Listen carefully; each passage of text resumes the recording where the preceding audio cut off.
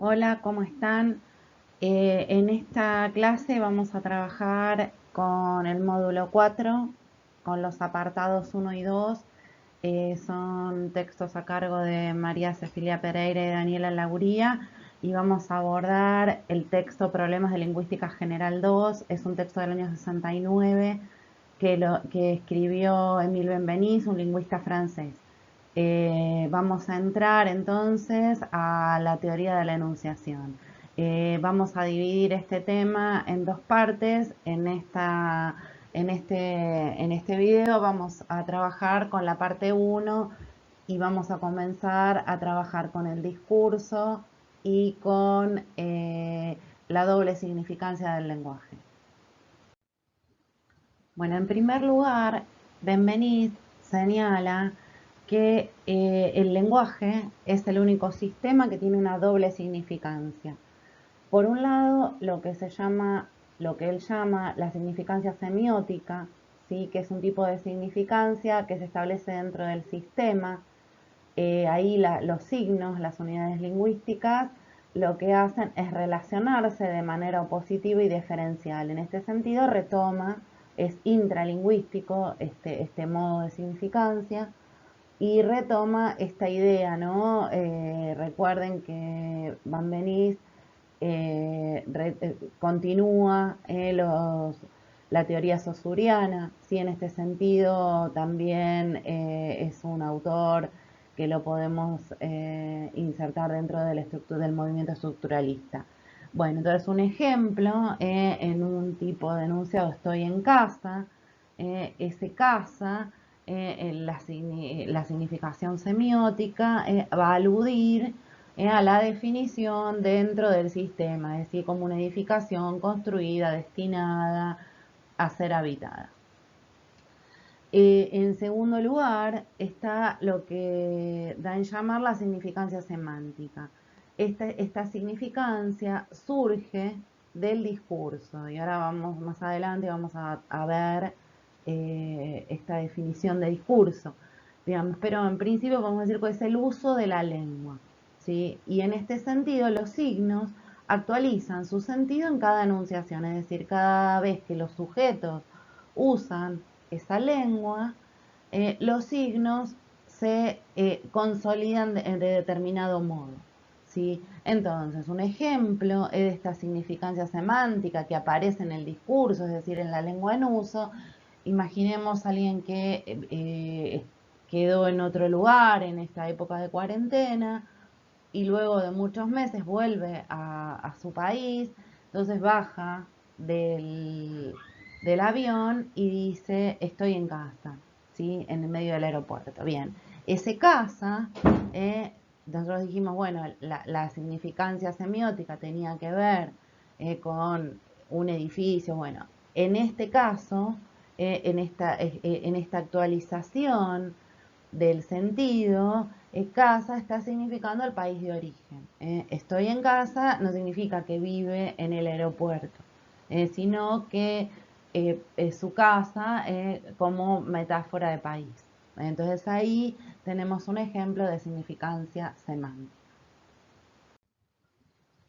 En palabras de Van Benist, respecto del sistema semiótico, el autor dice: la lengua nos ofrece el único modelo de un sistema que sea semiótico a la vez en su estructura formal y en su funcionamiento.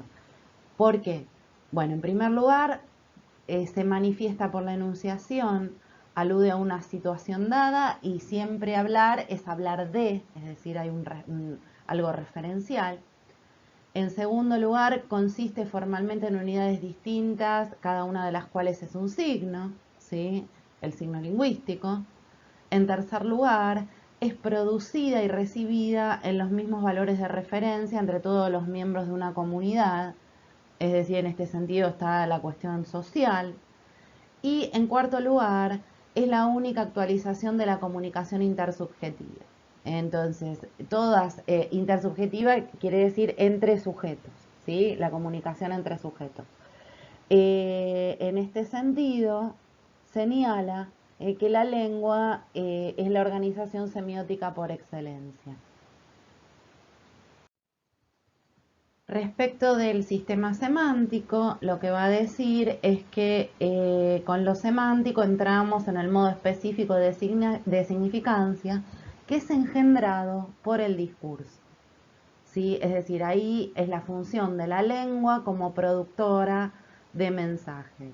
¿Sí? Entonces acá ya no vamos a estar identificando unidades, no es una suma de signos la que produce el sentido, sino que el sentido es concebido globalmente. ¿Sí?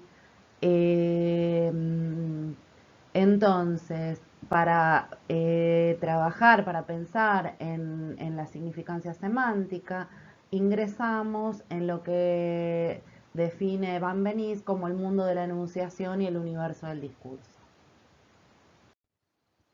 De esta manera nos vamos a adentrar en la definición de discurso, ¿no? Que ya estuvimos mencionando.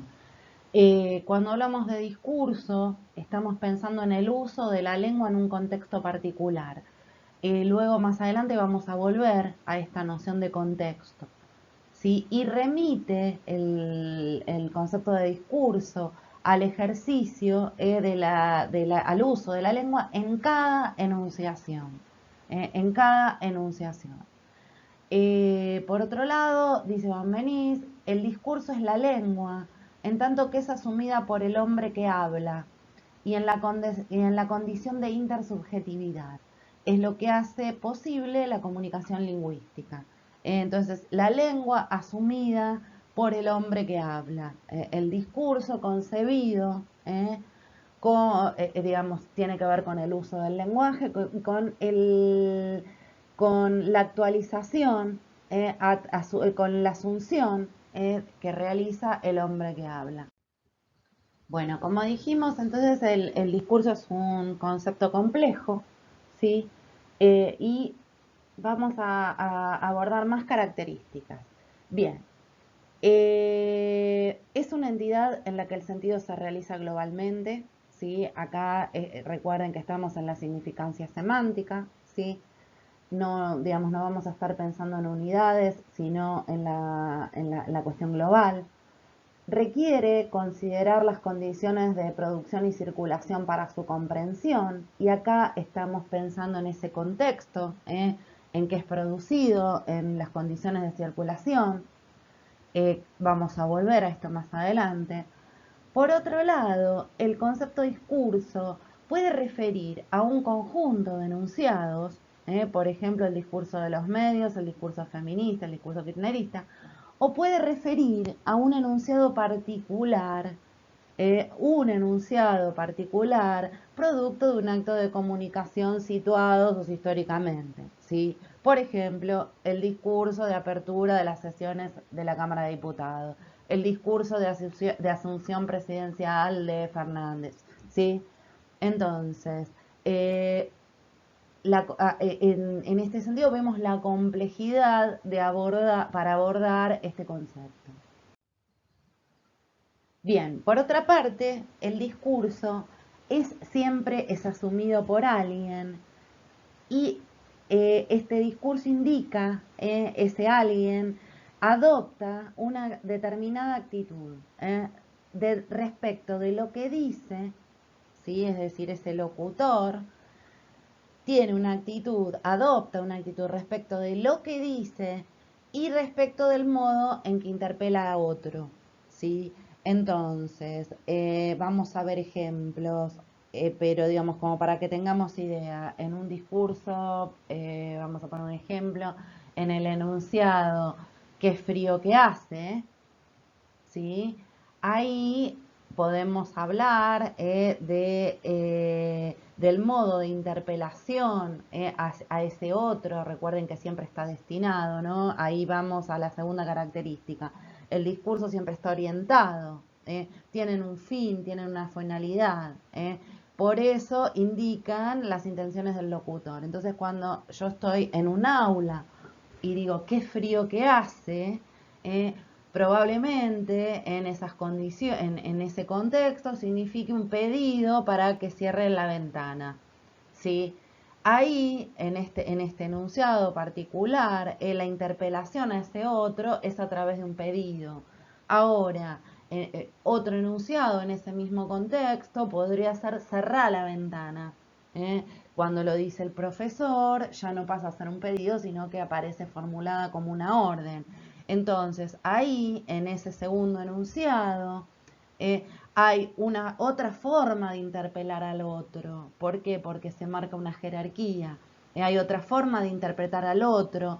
Y hay otra forma de construirse. Ese que habla, de mostrarse, en uno se muestra más autoritario que en el otro, ¿sí? Después vamos a volver más a estos ejemplos. Bueno, por otra parte, los discursos no son transparentes, son opacos. ¿Qué quiere decir esto? Que representan el modo en que son concebidos los estados de cosas, ¿sí? Es decir, que no hay una supuesta transparencia del discurso, sino que aparece esta cuestión, esta opacidad a través de la subjetividad de ese enunciador. Entonces, los discursos construyen una mirada particular del espacio, del tiempo, del referente, es decir, de aquello de lo que hablan, e incluso representan al propio enunciador y al enunciatario. Y les voy a poner un ejemplo de esta opacidad discursiva. Cuando decimos que el lenguaje no es transparente, estamos diciendo que, por ejemplo, en un enunciado, cuando yo tengo que llamar de alguna manera, ¿sí? Por ejemplo, a Videla, a Jorge Rafael Videla, ¿sí? Tengo, uso determinada forma para llamarlo, que esa forma no es para nada transparente, sino que tiene que ver con una mirada particular, ¿sí? Con una mirada subjetiva. ¿Por qué? Porque yo lo puedo llamar genocida, expresidente, expresidente de facto, dictador. ¿eh? Entonces, ahí aparece la opacidad del discurso. Al mismo tiempo, en estos enunciados particulares, construyo en ese modo en que yo llamo, por ejemplo, a Videla, construyo una imagen, una representación discursiva de mí misma, que es lo que se conoce como enunciador, la imagen discursiva del que habla. ¿Por qué? ¿Qué imagen construyo? Bueno, si yo digo genocida, construyo una imagen muy crítica acerca de esa figura de la que hablo. ¿eh? En cambio, si yo digo expresidente, para nada crítica. Digamos, construyo una imagen de ese enunciador, esa imagen discursiva mía, no tiene nada que ver con lo crítico. ¿Sí?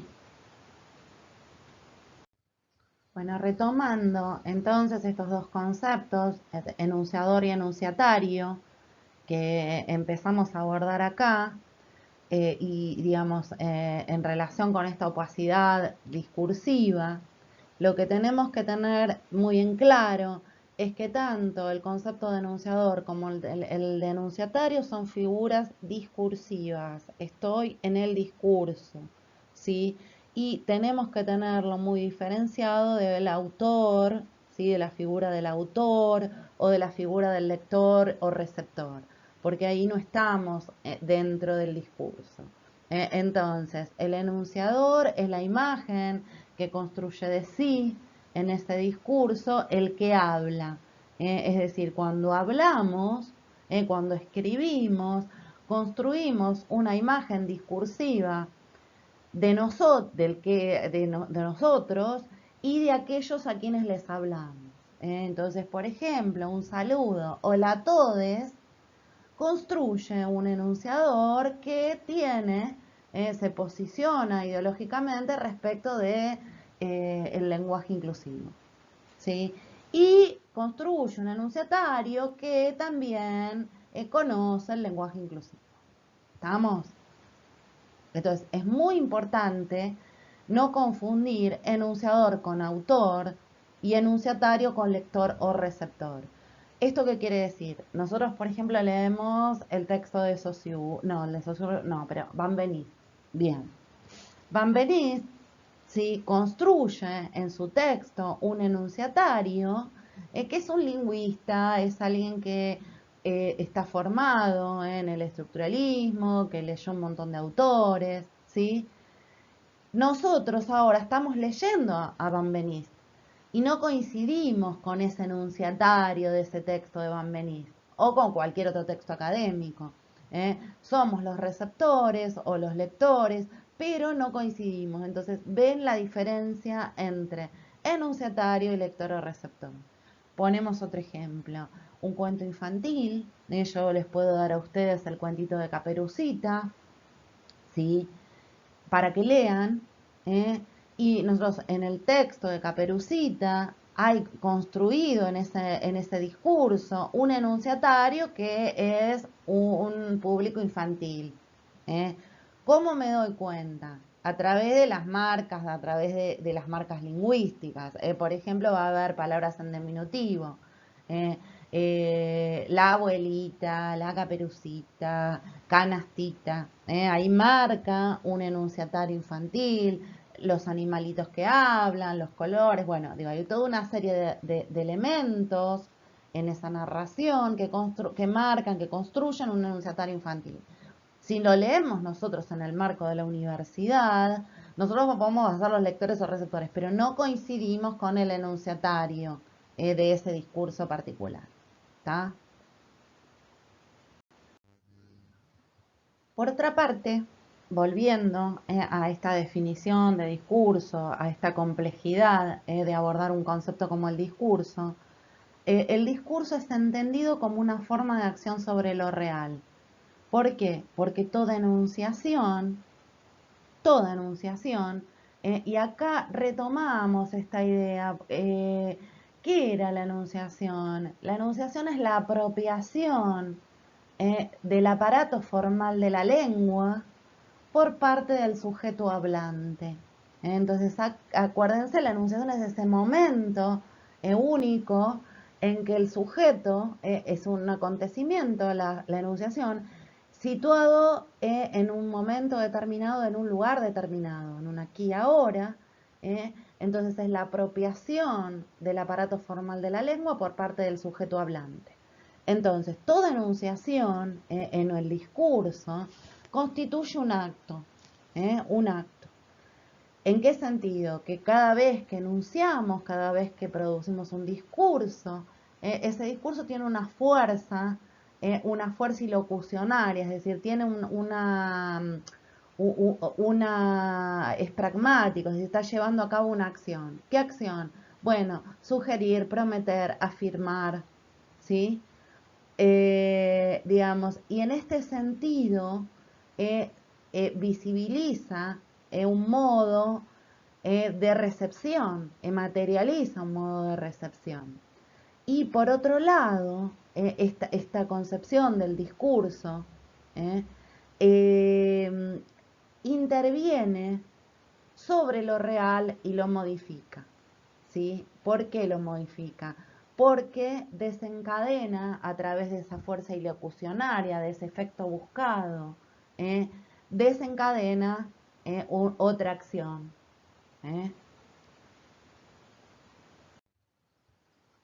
Aquí vamos a abordar incipientemente, esto después lo vamos a ver más en profundidad más adelante, digamos concretamente, ¿no?, los tipos de polifonía, pero vamos a caracterizar este discurso en este sentido de la teoría de la enunciación y digamos como algo heterogéneo, ¿sí? ¿Por qué heterogéneo? Porque se acuerdan de esa noción de enunciado que ya habíamos visto, que era constitutivamente heterogéneo el enunciado. Bueno, acá esto se traslada al discurso. ¿Por qué es constitutivamente heterogéneo? Porque hablamos con palabras que ya han sido empleados por otros. ¿Se acuerdan? Un enunciado es un eslabón en una cadena de enunciados, ¿sí? Entonces, empleamos palabras que ya fueron usadas. Traemos otras constitutivamente, entonces el discurso es heterogéneo.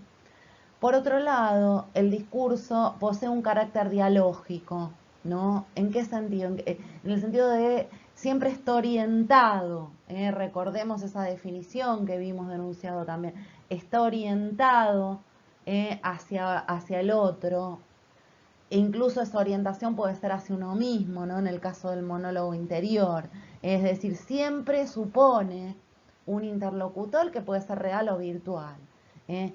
Y este carácter dialógico tiene que ver con eso, con esa interacción, pero también con la integración de voces, de otras voces que pueden ser coincidentes o divergentes respecto de la del enunciador. ¿sí?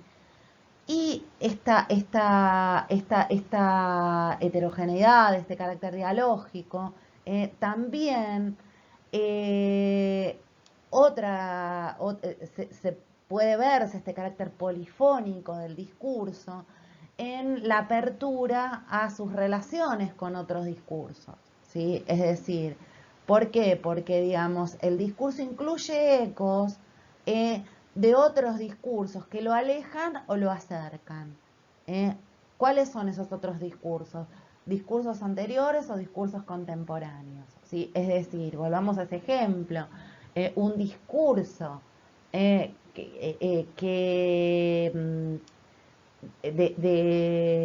crítica, ¿sí? A la figura de Videla, en ese ejemplo que vimos, evocan todo lo que se dijo antes, criticando a Videla. Hay un posicionamiento y una evocación de todos los otros discursos. O un discurso a favor en la que se lo presenta como expresidente, también lo mismo con todos los discursos anteriores.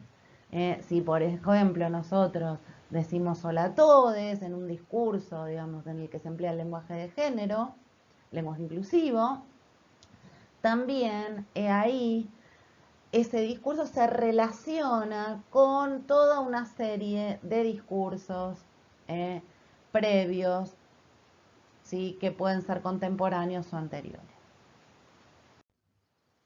Bueno, para finalizar esta primera parte vamos a abordar la cuestión del contexto. El contexto puede ser entendido como el entorno verbal, el contexto, es decir, en el límite discursivo, en la oración, ver el entorno, podemos analizar determinada frase y su entorno. A eso se llama contexto, el entorno verbal. ¿sí? Esta es una acepción de contexto. La segunda acepción de contexto es entender el contexto como una situación de comunicación y como un contexto de producción del discurso, ¿sí? Como el contexto de producción del discurso. Es decir, ¿qué se considera en estos dos casos? Bueno, el entorno físico, dónde, cuándo, los participantes, el canal, es decir, abordar un discurso considerando ese contexto entendido como el entorno físico, ¿sí? Es decir, cuando estamos analizando, pensemos un discurso particular, un discurso de asunción presidencial, entonces, bueno, en qué momento, dónde se dio ese discurso, quiénes participaban, si fue oral, si fue escrito, ¿no? En este sentido el canal. O la situación, ¿a qué nos referimos con situación? El contexto entendido como una situación político-cultural e histórica determinada en la que se considera ese evento comunicacional. Entonces, por ejemplo, en medio de una crisis, considerar un discurso en medio de una crisis determinada, un discurso en medio de una situación pandémica, como la que vivimos, digo, en una situación particular. ¿sí? Entonces, esa es la segunda acepción. Y por otro lado, podemos pensar el contexto, perdón, y diferenciarlo, esto que tenía que ver con ese contexto de producción del discurso, es decir, cuando analizamos un discurso, bueno, ver ese contexto en el sentido del contexto de producción y de esa situación de comunicación particular. Y tenemos que diferenciarlo de la puesta en escena enunciativa construida en el propio discurso. ¿Esto qué implica? Que el propio discurso pone en escena, escenifica, construye una escena, un contexto, ¿sí? Digamos desde un punto de vista particular. Esto contribuye a lo que dijimos, digo, el discurso no es transparente, el discurso es opaco, esta cuestión de la opacidad discursiva. Entonces, muchas veces un discurso construye una escena enunciativa y que explica el contexto, explica e interpreta ese contexto. Entonces, para interpretar ese discurso particular, tenemos que comprender el contexto y ponerlos a dialogar, es decir, el conocimiento del contexto, es decir, del contexto de producción de un discurso, ponerlo en diálogo con esa representación, esa escena enunciativa construida dentro del discurso. Por ejemplo, un discurso particular ¿sí? Puede representar puede poner una escena enunciativa como una situación de peligro, como una situación de violencia. Bueno, entonces, para interpretar esa escena construida dentro de ese discurso, ¿sí? Necesitamos conocer el contexto. Es decir, el conocimiento del contexto nos contribuye a explicar, pero al mismo tiempo esa escena enunciativa también. Bueno, sobre esto también vamos a volver.